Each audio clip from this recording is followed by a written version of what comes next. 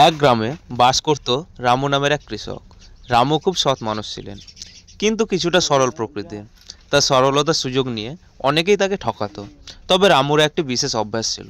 সে প্রতিদিন সকালে গ্রামের মন্দিরে যেত এবং মন্দিরের পাশে থাকা বটগাছের নিচে বসে সে প্রার্থনা করত। বটগাছের ডালপালায় বাস করত এক কাক। কাকটি খুব চালাক আর ধূর্ত ছিল। গ্রামের লোকেরা তাকে চালাকু কাক বলে ডাকত। কাকটি প্রায়ই তার বুদ্ধি দিয়ে অন্য প্রাণীদের বোকা বানিয়ে খাবার জোগাড় করে খেত। একদিন কাকটি ভাবল, এ গ্রামের মানুষজনকে তো অনেকবার ঠকিয়েছি, এবার রামুকে একটু শিক্ষা দেওয়া যাক। কাকটি ঠিক করলো সে ভূতের রূপ ধরে রামুকে ভয় দেখাবে। একদিন কাকটি বটগাছের উপরে তার জাদুই শক্তি দিয়ে নিজেকে পেতনির রূপ ধারণ করে।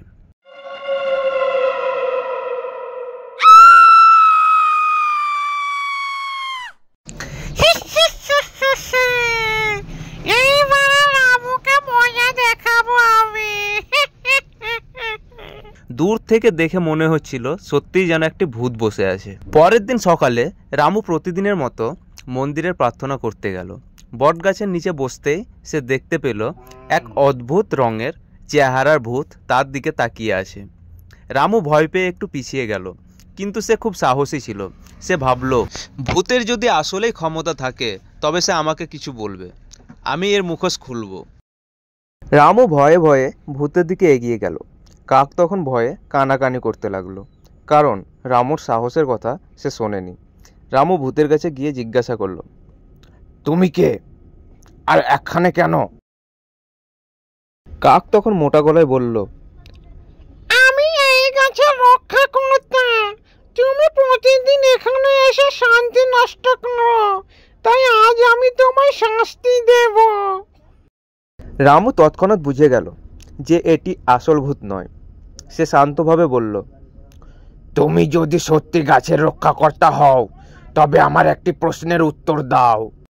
কাক নিজেকে বড় কিছু ভাবতে লাগলো এবং বলল, বলো কি প্রশ্ন? রামু কৌশলে বলল, এই গাছের নিচে কি ধরনের ফল পড়ে? কাক তো বিভ্রান্ত, কারণ বটগাছে কোনো ফল হয় না। কাক কিছুক্ষণ চুপচাপ থেকে বলল, এটা একটা পরীক্ষা, আমি তোমার পরীক্ষা নিচ্ছি, তুমি এখন বাড়ি চলে যাও। রামু তখন বলে উঠল, কে তুই শয়তান? সত্যি কথা বল, তুই কেন আমার সঙ্গে মস্করা করছিস? নইলে আমি মন্ত্র পড়তে লাগবো এখনই। কাক তখন ভয়ে তার আসল রূপে এসে কাঁকা করে উড়ে গেল। রামু তখন মুচকি হেসে বলল, তোমার বুদ্ধি হয়তো বেশি, কিন্তু সত্য চিরকাল জয়ী হয়।